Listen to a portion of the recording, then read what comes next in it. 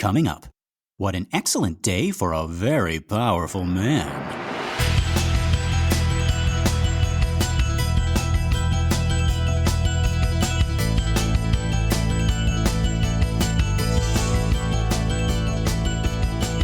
Well, howdy folks, and welcome to minute 75 of the Exorcist Minute, a show where we endeavor to examine, extrapolate, and excavate The Exorcist, minute by terrifying minute. My name is Lester Ryan Clark. And I'm Kynan Diaz. And we'll be your holy guides on this journey through what some have called the scariest movie of all time.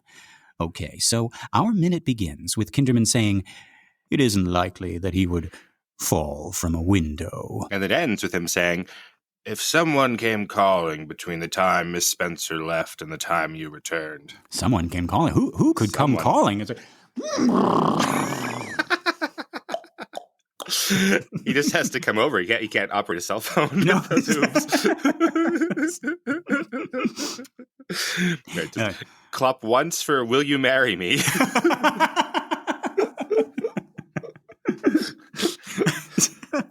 And on the Horseman's Facebook, which would actually be, it would be long Facebook, right? You know, where they have like the relationship status, right? Mm-hmm. So it would be like, you know, married, single, it's complicated, and just like for his, it would just say oats. He's not a very complicated guy. No, he's a simple horseman. Now that's a good question. So we have no indication that like Sharon has been sneaking the horseman over to Reagan's house, right? Well, I mean, no, nothing's broken in the house, so and all the oats are still in the cupboard. Yeah, there's a lot of glass little, even for a house with a demon, there's a lot of unbroken glass. Right? This demon is he is nothing if not polite about the glassware in the house, right? He's like, I'm gonna make your daughter's head go, a complete 180, but that porcelain vase right there, it's like I can see how expensive that is. Right, that's culture. Yeah. I come from a place of culture, right. I mean, look at where I come from. Like they broke everything over there. It's like. It's like one of the unwritten rules of podcasting is, you hook them in the first 15 seconds. This podcast? I know. I think ours is the first 15 episodes. Right, exactly. If that. But they tuned in for an episode about Kinderman and Chris talking, and we're talking about the Horseman, who doesn't even exist. Sure, he exists. Well, yeah, he exists in Sharon's heart. Yeah, in Sharon, as much as Santa Claus and Captain Hat. Well, no, Captain Howdy's actually Captain Howdy exists. Yeah, objectively real. Yeah. But yeah, okay. So we got Kinderman and Chris talking, right? Actually, no, it's mostly just Kinderman talking, right? Absolutely, yeah. Yeah.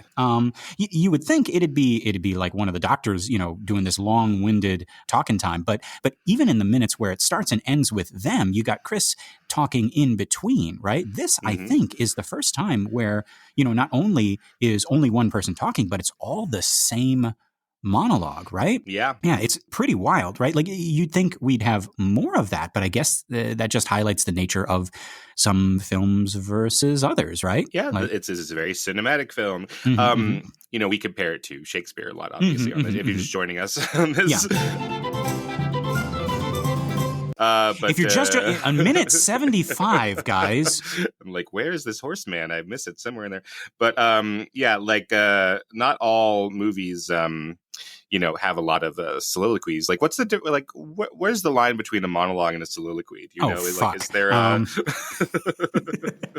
let me just go into the annals of my memory. Give me just 1 second. Okay. So, Kynan, I remember it now. Oh, good. A monologue refers to a long speech delivered by a character during a conversation, while a soliloquy refers to the act of speaking one's thoughts aloud when by oneself or regardless of listeners, and a formal speech is made directly to an audience. You didn't ask me what a formal speech was, but I also remembered that. So soliloquy is more like their inner thoughts, where a monologue, like we have here with Kinderman, these are not necessarily his inner thoughts because he has a clear objective, I would say, which is to see if Chris is lying. Yes, you liar. You're an actor. Yeah. I know you actor types. I know the difference between a monologue and a soliloquy. I went to Juilliard. I don't know. Okay, yeah. So, folks, good question, Kynan. So, a monologue is Friends, Romans, Countrymen, because he's speaking to everybody in the crowd. Right. And a soliloquy is same guy, Mark Anthony, talking to the dead body of Caesar when nobody else is around. He's like, the dogs of war, that thing. Right. Okay, cool. So that there makes we a go. lot of sense. We learned something together. We did. Together we learned. I mean, I remembered something. You're right. You remembered something. And I relearned it, brought it to my immediate memory. Yes. All right, we're getting out of the Shakespeare trap. In any case, let's get back to the top here. We got some stuff to unpack here. To jump back a little bit to the previous minute, so Kinderman opens this new thought with, the deceased comes to visit, stays only 20 minutes, and leaves alone a very sick girl. And this line ends on an up note like an incredulous question, right? He already doesn't buy it. And whether he suspects anyone in the house, I feel like he's here at least cluing Chris in to the fact, as the kids say, the math ain't mathin', right? But he doesn't linger on that thought. He jumps from there to, and speaking plainly, Mrs. McNeil, it isn't likely he would fall from a window. And we can see that Chris reacts a little bit like he has this little twitch, right?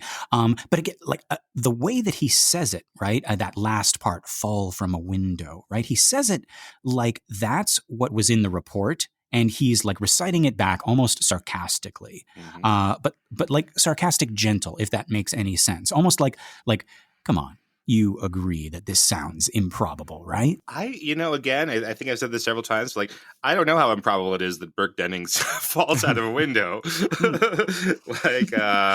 Of all your friends, I mean, think about your friend group right now. There's probably someone you have in mind that would be most likely to fall out of a window. Oh, yeah. Well, I think it would be me, actually. I don't think of you as a lush. Why is that just a clumsiness? No. Or... Yeah, just absolute clumsiness. Oh, right? okay. Yeah. I bite the inside of my own mouth frequently. I think if there was an open window, I would. I'd be like, "Wow, that's a long way to," and then I'm done. Right, all the way around. All the way around. Yeah. He bit his inside of his cheek all the way around. Well, like, do you like? I'm guessing. You know somebody. It's me, isn't it? No, I hadn't thought about that. I was just thinking about my drunkest, silliest friend. And we don't have to name names. We'll just no. Tom Peck would fall out of a window. Yeah, well, you know.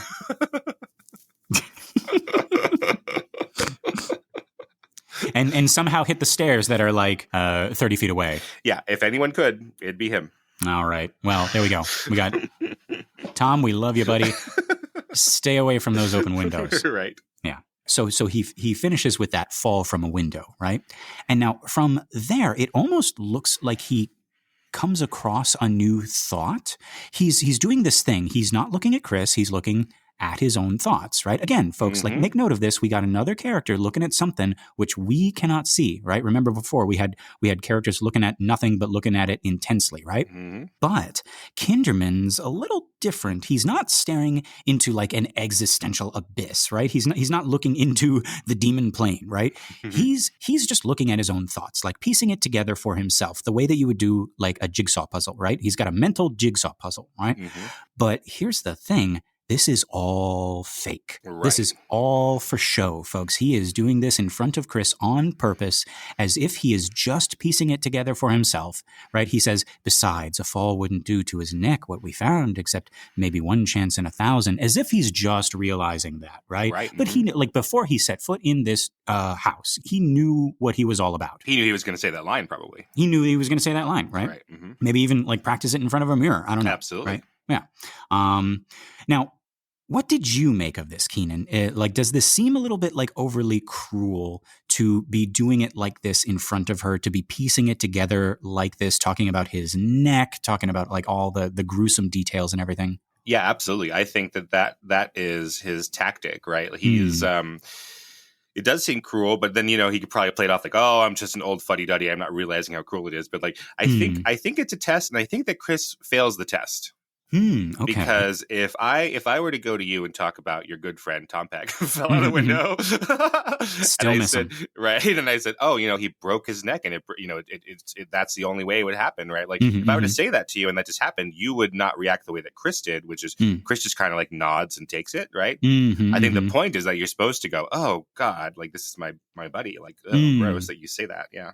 You're supposed to have like some sort of emotional reaction, right? Because the most important thing to you is not avoiding getting caught, but preserving his memory and like having a good memory of him. Exactly. So so she's avoiding getting caught, and I think he's catching her and avoiding lying, avoiding getting caught in those her lies. So interesting, because like Chris. You fail.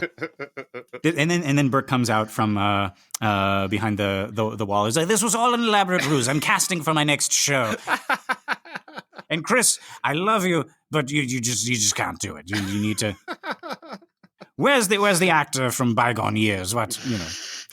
This man, this detective, this Jew detective is the one. I imagine that's how Burke would talk. Yeah. It's like, I knew as soon as you said it, it's like, oh yeah, that's Burke. That's Burke's character. Yeah. This schmaltzy schlubby asshole here. He's an equal opportunity offender. Like he's calling Carl a Nazi. Exactly. And then he's laying on this guy for being Jewish. It's like exactly. Yeah. Everybody. Mm-hmm. Yeah. So I think this is where Chris's acting skills actually come back to bite her, if you will. That is a really good point, because I still think it happens in this minute, but I have a different place, like for the pinpointing of like the shoe dropping for Chris. Right. Cool. Like a little bit later than this, which is, but now you've called it all up into question. But let's go ahead and examine it. Let's continue on, and then we can look at it. Now Kinderman continues. This is what he has been leading up to. He says, no, his hunch, in his opinion. And here Chris looks up. Kinderman says, he was killed by a very powerful man. A very powerful, svelte, muscular, beautiful man. Deep eyes. Deep eyes. Eyes that you could get lost in. Knows how to play the piano. Good provider for his children. Selfless. Thoughtful. And he does the dishes without being asked.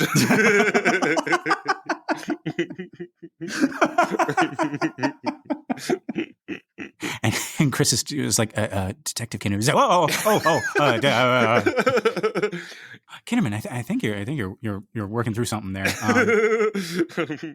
Boy, am I. Sorry, Miss McNeil. But no, he says he was killed by a very powerful man. Point 1. And from there, we cut to Chris's face.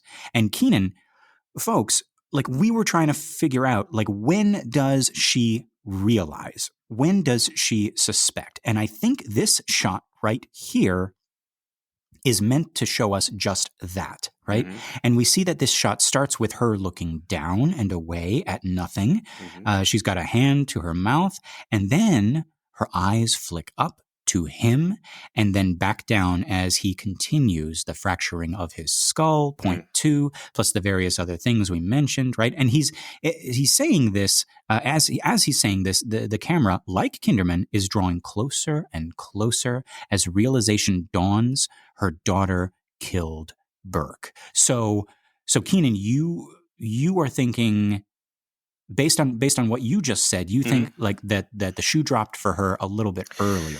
Well, I don't know if those are incompatible necessarily. I think that she's trying to shield herself, or I don't know, she's trying to play her cards close to her chest, right? Because so what are you saying, that she doesn't suspect Reagan at all before that, or? Well, that's okay. Like, because up until sitting down and doing this recording with you, I had thought that this little shot of Chris kind of like, with the finger to her lips and looking down and looking up at him and then looking away, like I thought that was the kind of like boom, like, oh shit. right? Mm-hmm. But you raised a very, very good point about her sort of like failing the test, in the little bit of the monologue that we had right before. Yeah, it's an unusual reaction to her, right? Yeah. To say, he's saying these terrible things about her BFF. Yeah.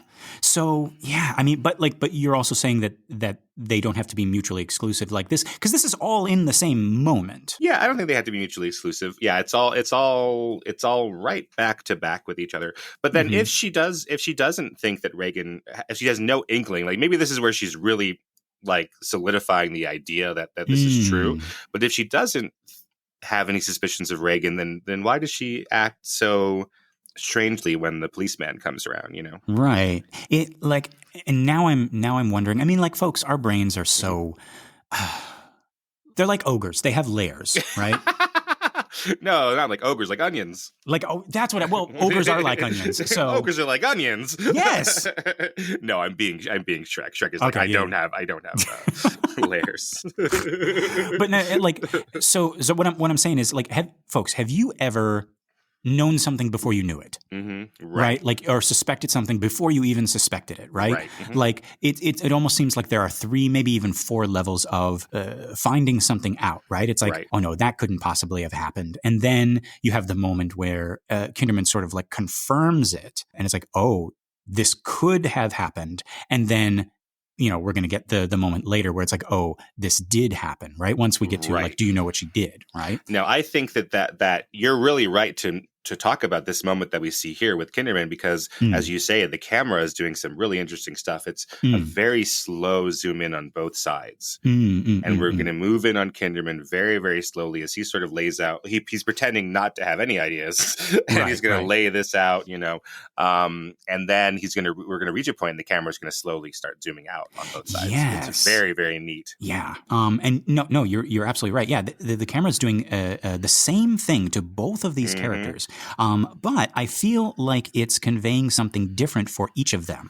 So with Kinderman, it's conspiratorial. We're leaning in closer as he gives us the details of this grisly murder, as he reveals his hunch, right? And with Chris, it feels more internal. It feels like we are Chris, and we are realizing, along with her, that Reagan could have done this. And it reminded me of when we were back upstairs in the hall with Chris and the 2 doctors, right?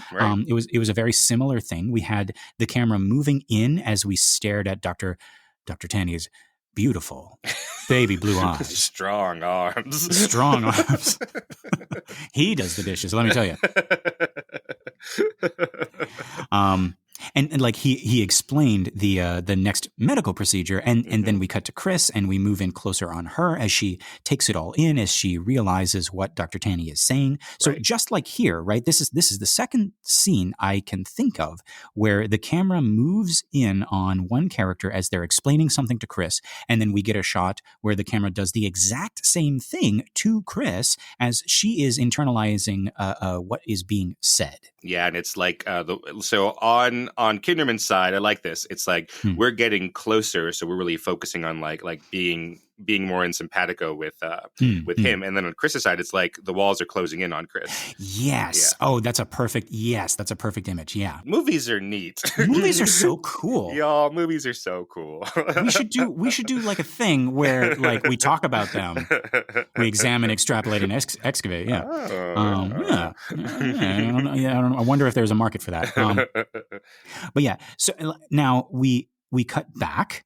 And we're with Kinderman again as he continues to pontificate. He says various other things we've mentioned. And he says this next thing like it's heavy. Like he's like, well, I've stalled long enough. I got to get this out, right? And he says, would make it very probable. And again, he pauses to specify probable, not certain. And it is here that the camera stops.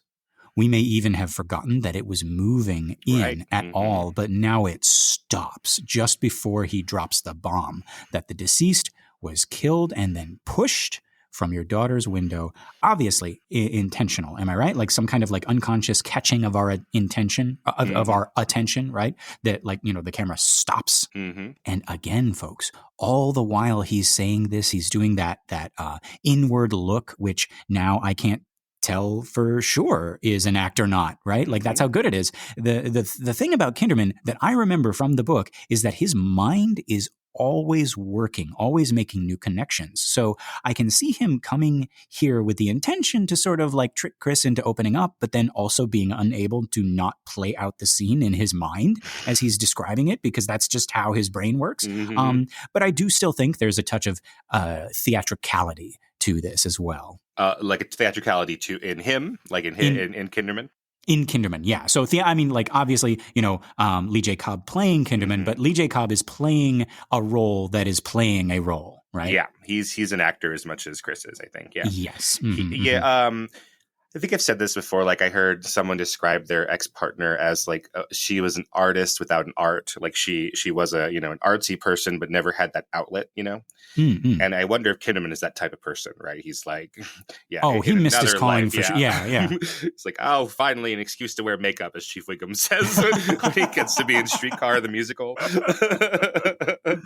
Yeah, like he needs that. Do you remember Streetcar the Musical? I remember Streetcar the Musical. Yeah.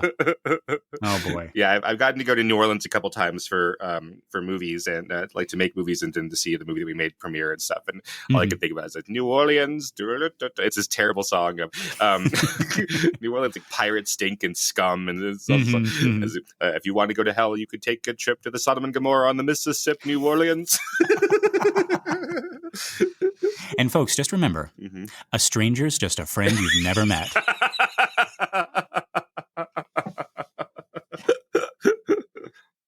Oh boy. Yeah, that one got the Simpsons in trouble, sort of. Like, this is in the days before. Well, New Orleans complained. They were like, we're not the Sodom and Gomorrah in the Mississippi. But they are. I mean, they want it both ways, right? Like, they want it both, like come in and, be debaucherous down here. But don't tell anyone we're scum. You can't have your, like romanticism and your draw essentially, and then not own it. Come on. It is a beautiful. Have you been down there? No, I haven't. I've only started being able to go down there like last year. It is a wonderful, wonderful place. And I don't know if it was Tennessee Williams or somebody who was saying that besides like outside of New York, there's only New Orleans and San Francisco, and every other city is just Cleveland, is what he said. I think. Wow. Because it's all sort of just the same. I think it's like nothing against Cleveland, but like like San Francisco and New Orleans have their own kind of flavor and yeah. Like you could be dropped, you could parachute down there with the blindfold and figure out where you were right away. I'm in New Orleans. Yeah, love it. Yeah, absolutely.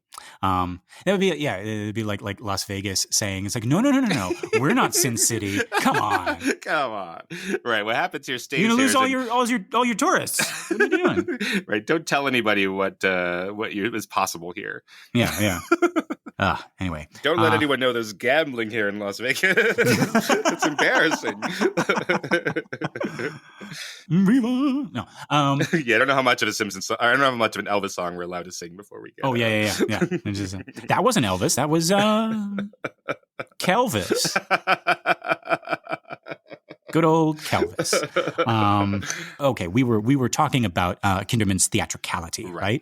Now, just to play devil's advocate here, I suppose we could also read it another way, because Kinderman is continually not meeting her gaze, right, during this conversation. And this is something I'm only noticing now as we watch the film for this show. Nobody wants to look Chris in the eye.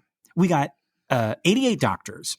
We got Dr. Behringer himself and describing Foundation. And Foundation. Right? Well, I mean, I don't know. Like he's connected to the Foundation, probably. So. Yeah. Right. Describing exorcism to her and continually dropping his gaze and looking away. Right. We got the astronaut who can't look her in the eye after the rug incident. Right. I may be misremembering some of these. I don't think so though. No, that's good. But yeah, we got a lot of characters, a lot of men can't look Chris in the eye. And maybe that has something to do with the fact that she's not playing the role of the traditional wife/mother in the 1970s, right? Like she's running everything. She's taking her daughter to the doctors and questioning them and not letting them off the hook when they give half-assed answers, right? She's hosting the party. She's moving through the world, interacting with these men who are used to interacting with other men or interacting with women in a different way. But no, buddy, you got Chris McNeil to deal with today. And they become discombobulated, right? Right. And they don't know how to act with this woman who's giving them orders, or at least at least not backing down or going away, making reasonable requests, right? Right. So yeah, what do you think about that, Kynan? Like that none of these guys can look her in the eye. Yeah, I think that's a really smart pattern you picked up on there. You know, the man who does look her in the eye when she has a problem is Burke. Right, when she comes to him on the movie set and is like, Burke, I don't understand this. I mean, like he is able to, he weaves and, perhaps he doesn't quite answer the question directly or whatever, but he treats her like an equal and looks her in the eye and, makes a joke to her. And he's the one, and he's gone now. I'm looking back at that scene in my mind's eye. Yeah, and he absolutely does, right? He's, it's like, well, it's perfectly plain, right? It's right there in the script, right? He's looking at her, he's explaining to her, and and he's not like you say, he's kind of like not answering the question directly, but he's doing it for a different reason. Like he's playing with her. He's also trying to make her see his side of things as well, right? So it's not an avoidant, a wishy-washy like avoiding the question. It's him trying to. It's him being an equal to her and seeing her as an equal. Yeah, and we get the feeling he would do that to a male colleague, right? The way Dr. Kynan would not treat her the same way he would treat a male patient or a father of a patient. Yeah. If anything, I think Burke would give her probably more respect than the leading man or whatever who is on that Mr. Smith Goes to Washington thing. That's exactly right. Yeah. And I'm saying this because even though I still think there's a bit of theatrical flair here with Kinderman, a bit of schmaltz, right? His eyes jump over to her in this weird way. He's looking off to the left, sort of visualizing the scene, and then they shift to the right, completely skipping over her. Which, by the way, I don't know if this has been borne out or whether it's like pseudoscience. But like, have you heard the thing about how like you can tell if someone is lying by which way their eyes go? Yes, I don't know if that's borne out, but I know it's a very popular idea. Yes. Yeah. So if folks are unfamiliar, right, the idea is that if they look off to the side in one direction, I think it's to the left, they are accessing their memory, so they're telling the truth. But if their eyes flick to the right, they're accessing the creative part of their brain, and so they're lying, right? Or is it the other way around? Like maybe I've completely mixed them up, or it's all bullshit. Yeah, I don't think it's borne out. But that is something that people try to put a lot of everyone would love to figure out how to tell how someone is lying or whether someone's lying or not. But it's in those like detective dramas where they're questioning the Hannibal Lecter guy, and he's like looking this way and he's looking that way, and he's he blinks. And he doesn't blink. Oh no, he does. Right? He's not a lizard. Well, no, lizards blink too. They blink and they lick their own eyes. I wish I could do that. And like, what does that tell you? Am I telling the truth if my tongue darts out and I lick my own eyes to moisten them? Remember that scene where Anthony Hopkins licked his own eyes?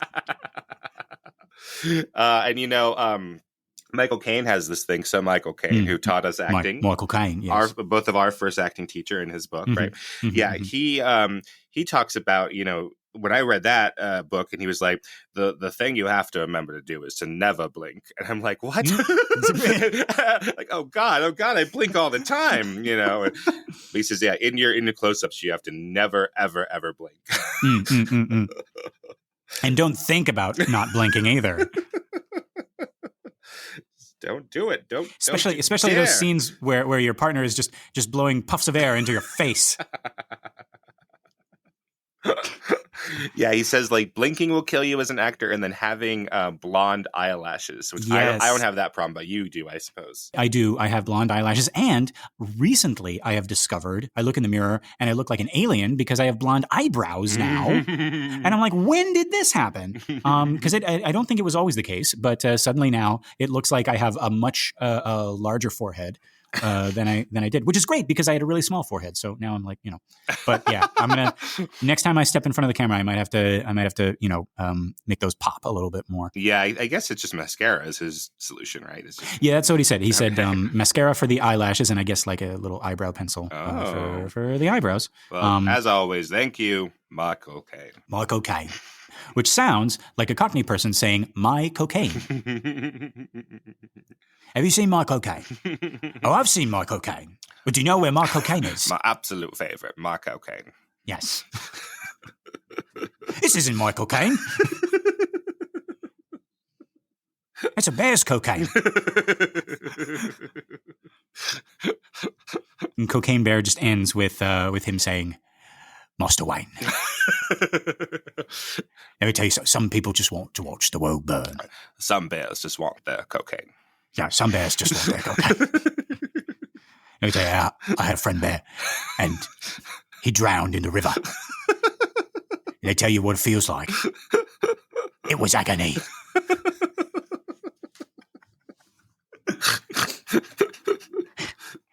How would some bears be spending next Christmas on the unemployment line?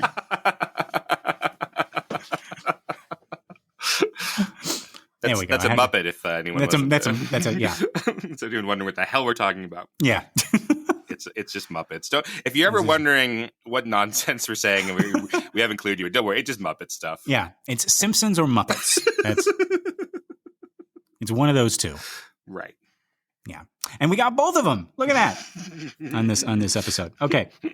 But yeah, so like whatever. We're back to Lee J. Cobb, right? Okay, great.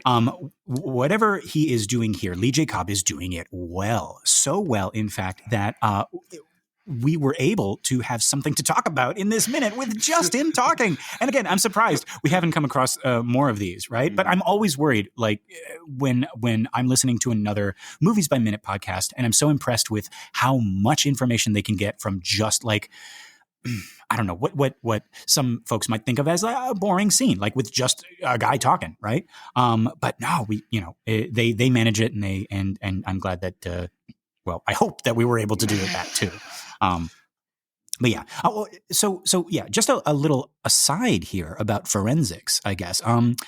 It's always fascinated me how much they can glean from just like examining the body, right? The fact that Kinderman is able to tell that Burke was killed first and then pushed from the window, what about a dead body would even tell you that? Like, I wouldn't know where to begin. I'm realizing now that's a very stupid statement. Like of course I wouldn't. But like it's a very difficult and dedicated study, and I know nothing at all about it. But like I spent 0 out of my 10,000 hours, studying it. I might as well say, brain surgery. I just don't know how they do it.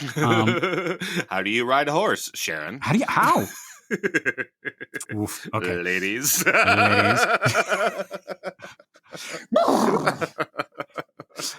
Okay. Yeah. He doesn't kiss and clop to tell. No. Okay. But like what I mean is they always seem to come up with so many details. Like, it's like autopsy confirms that he was having an argument about the Beatles right before he died. Like, how do you know? And like, I know some of it is like educated guesswork, right, and deductive reasoning. And that's the whole challenge, right? Like working with very little and reconstructing the crime scene. But like sometimes the conclusions, I guess to a layman, right? To a Watson, right? It's not so elementary, but I guess that's why they do it. And I do a podcast. Yeah, well, there are some podcasters who do true crime stuff and seem to know all that stuff. But I think there's, when you are dead and when you are alive but very hurt, your body heals at different rates. Obviously when you're dead, you're not healing at all. So right, yeah. I don't think so. I could be wrong about that. Right. Yeah. So I mean, yeah, there's I'm sure like to a forensics 101 student, like all the stuff that I just said is incredibly stupid. But to me, even that stupid stuff is beyond my scope. Yeah. When we were talking about, what do you call it? Trepanning yourself? Yeah. Trepanning? I'm not sure how trepanning. I don't know. Yeah. When you when you put a hole in your own skull or you remove part of your skull to get the demons out. Yeah.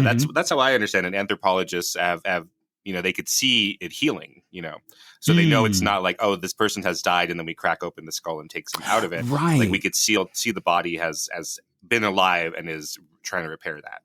Right. That, yeah. And again, yeah, it's like, that would be one of the telltale signs. It's like, cause another person like myself would be like, well, how do you know they didn't just do that after he died? Right. Like, this hole in the head could have happened at any time, but no, they would be able to, it's like, well, based on the re-knitting of the bones or the edges or something like that. Yeah. Right. And just the way that his ghost is screaming over there. It's like, oh my God, they did this when I was alive. It was a murder. That's the other thing is forensics is the ghosts really help. I was killed at this time on this day. I was wearing this jacket. Well, thanks, ghost. See you next time you're murdered. Oh, wait, never mind. Oh, you only get one. Yeah.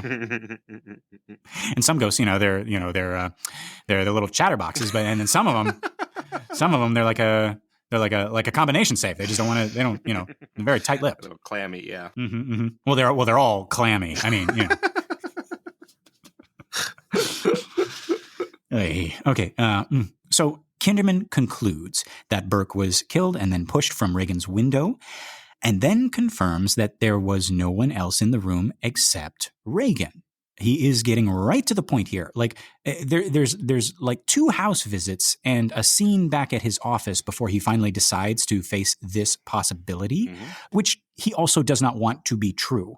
There's even a part where we see like his whole process. He has like a collage of like all of the evidence on his desk, a vision board, if you will. And he goes to like the coroner to examine the body. The coroner is eating, of course. Guess what? Thanks, Blatty. Yep, there we go. I guess part of it is like we got to keep the movie moving. So we've also completely like lifted the whole idea of Carl as a suspect, right? Like the guiltiest thing that Carl has done in this version is place a cross under someone's pillow, maybe, right? I think it was Captain Howdy. I think it was Carl. Well, there we go. See, we end this podcast right now. We cannot come to an agreement. But yeah, and I understand like the cutting out of these scenes, like from the perspective of the movie, right? Also, much as Friedkin wants to call it a supernatural detective story, I think that label better fits the book than the movie, right? And much as Friedkin doesn't like this being called a horror movie, I feel like it's closer to that end of the spectrum than the book, right? What do you think? Well, let me see. There is a little girl who is possessed by a demon of some kind into killing people. I think that's a horror movie. I don't know how we get away from that. This is a well, okay. So the book would be a supernatural detective story, right, and the movie would be what's the adjective for detective? Detectorial. Detectorial horror story. Yeesh. A detectorial horror story. Sure. Right. Well, I mean, there's plenty of scenes where it's just a horror story. Right. Yeah. A religious. Oh, you got to put religious in there too. Right? So we're not talking about the Babadook. We're talking very about Catholic. Yeah, it's very Catholic. Right? Severely Catholic. Severely Catholic. That's what they put. And they have the nutrition labels, right? And they have that on the bottle of holy water. It's like severely Catholic. Right, but gluten free. Oh, not the bread though. I mean, well, no, the bread. Well, transubstantiation. I mean, I was like, we'll get into that. Yeah, I don't know if I'm allowed to make those jokes. Yeah, it's like, it's okay, folks. I can make fun of Catholics. So anyway. Well, am I allowed to ask if the body of Christ has gluten in it once it's been transubstantiated? I'm not sure. I think God has a sense of humor. Okay, I think all of this ritual mumbo jumbo that we do down here on Earth is it's for us. All right. And God's up there. He's like, I mean, if it works for you, it works for you. So God's up there, huh? He's not. That's literal. Let's see. Oh gosh. Well, now you've pushed me into the corner. Now you've pushed me into the sandwich eating corner. I don't know. None of it. And here's the thing, folks. Here's the thing. Mm-hmm. Nobody knows. Nobody knows. Okay. So we can all just chill. All right. And believe what you believe. And we'll find out. Or we won't. Or we won't. So, geez, yeah, look what Detective Kinderman's style of interrogation got us just now. Oh, gosh. Yeah. This is existential. We're back in the existential trap. Where we are. Yeah. No, that's not a trap. That's just like all encompassing. Yeah, the existential trap is just being. That's just the nature of being. Yeah. What is being? Oh, God. Yeah. So Kinderman poses this question. No one in the room except your daughter. How could this be? Right? We get a shot of Chris with a face that tells us she now knows exactly how it could be. How did you read this? Is it like, oh my God, he's right? Or, oh my God, I hope he doesn't find out? Yeah, I think it's both of those at the same time. Okay. Like, oh, maybe, again, I think she's sort of suspecting this ahead of time. But this is where she's really, oh God, this is really happening. Yeah, it's like, is she realizing along with him, right? Like, is the Kinderman method working where it seems like it seems like he's discovering it, but like he's actually holding her hand and now she's discovering it? Or has she figured it out a few minutes earlier, like you're saying, Kynan, and this face is her, being scared that he's getting a little bit too close to the truth. But you're saying like it could be both at the same time. At the same time. Yeah, I know. I like what you were saying a little earlier, right? That the way that you kind of can know things before you really accept that you know them, right? Like, yeah, like, oh, I've not wanted to put that in the front of my mind. Yeah. Yeah, right. It's this like third level of like, you don't know something and you know something, but you're like, do I want to know that? Do I want to even think of that? Right. Like that's not even a thing I want to think right now. And so we're moving from that point to the like full on realization right now. Like how all the fans out there in the world, they know BTS is going to die someday, but do they want to know that? I mean, hey, you know what? I'll live in my fantasy as long, and then after they're gone, right. I'll be like, you never know. They could come back. Oh yeah, if anyone can. Yeah. If anyone can, BTS, right? Back to singing. Wait, Kynan, what is BTS? I have no idea. I was hoping you would know. Oh, fuck. Wait. I'm remembering. What? You made a joke where BTS is the subject, and neither of us know what BTS is. I'm remembering now. BTS stands for Bangtan Soyeondan, which is Bulletproof Boy Scouts. Is that in Korean? Musician? What? You don't know what BTS is? That's what I'm saying. No, I know what BTS Third base. You've never heard of BTS? No. Oh, they are I thought you were like behind the scenes. What? No, BTS is the biggest musical anything in the world right now. Oh. Your students probably like BTS. Probably, yeah. Wow. Shows what an uncultured swine one of your podcast hosts is.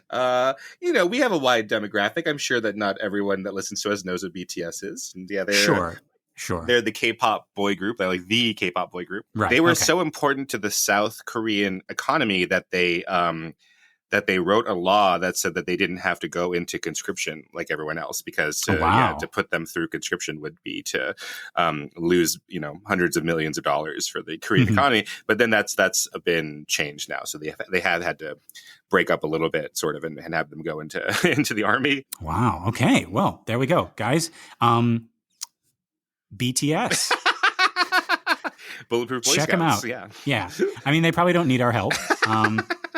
But hey, members of BTS, if you are listening, send an email to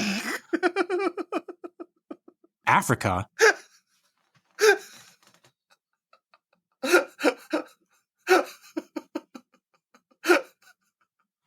Tell them to come back. We've learned our lesson.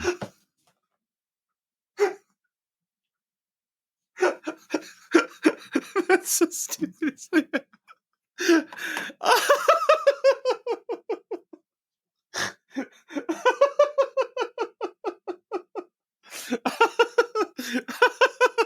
Okay. All right.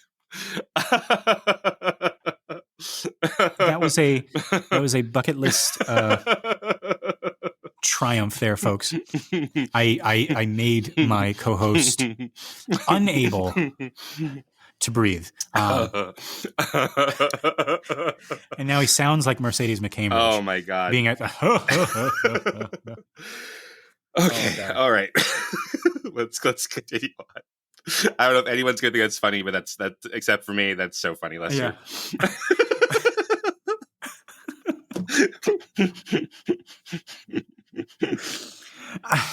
Yeah. We do it for ourselves, Kynan. No, listeners, we do it for you. We do it for you. We do it for you, listeners. Especially if you're in Africa. Especially. This is all for you. That one house that downloaded that one episode and then abandoned us, left us. Please come back. God, I want that person to write in, whoever they are. Okay. We got to get it. Yeah. Oh yeah. Okay. So Kinderman is doing his Kinderman thing, and he is holding Chris's hand and leading her to this realization. But he gives her this out, right? Mm-hmm. Like I think he's also trying to give himself an out here, right? Hoping against hope, right? Like it could be one way. We've cut back to him, and now the camera is moving back out as if we're backing away. Like at first we were like fascinated, we were hypnotized by this detective's knowledge, and now we see what he's suggesting, and we're slowly backing away. But yeah, like he says, it could be one way. If someone came calling between the time Miss Spencer left and the time Chris returned, was there somebody? We'll have to wait and see, because unfortunately, that's the end of our minute and my notes. Kynan, is there anything we missed? No, I think we got it, and I think you broke me. So let's go. Yeah, folks, this has been another excellent Exorcist Minute. I've been Lester Ryan Clark. You can reach me on all the socials as Lester Ryan Clark, and I've been Kynan Diaz, and you can find me on Instagram and Letterboxd as Howdy Kynan. Yes, we got our listener group, Compelling Conversations. Go check that out and request to join, and we'll let you in here with us. And thank you guys so much to everyone who has shared the show by word of mouth or on social media, and a big thank you to everyone who has given us a 5-star ratings on iTunes, and even more, guys. Like whenever you write a little sentence or like a 5-word review or something like that, right? That helps us out in a big way. Gets the algorithm to put us out in front of people's faces and everything. So we really appreciate that. That's going to help our little podcast grow and find more cool people like you. And as always, if you would like to leave us a message, right? The exorcistminute@gmail.com. We want to hear from you. Hey, when did you realize that that Chris realized that Carl killed Burke? No. That this detective has a theater degree. I don't know. But no, yeah. What do you think? Like, what was the scariest moment of the movie for you? Has it already happened? Is it coming up? It's probably coming up. Mm-hmm. It's like we still got some scary stuff happening. Yeah. Like we definitely want to hear. Like, what was your first viewing of this thing? Like, were you too young, like me? Or like pretty much everybody who watches this thing. Yeah. But yeah. So the Exorcist Minute @gmail.com. Write us and let us know what you think. All right. Kynan, are you thinking what I'm thinking? I think I am, Lester. Folks, until next time, the power of Elvis Presley compels you.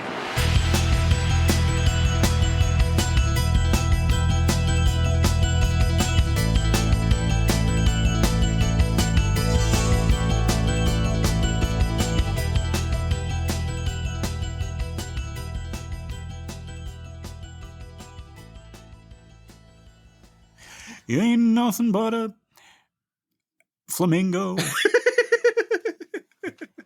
Right? He lives at the Heartbreak Motel. Oh,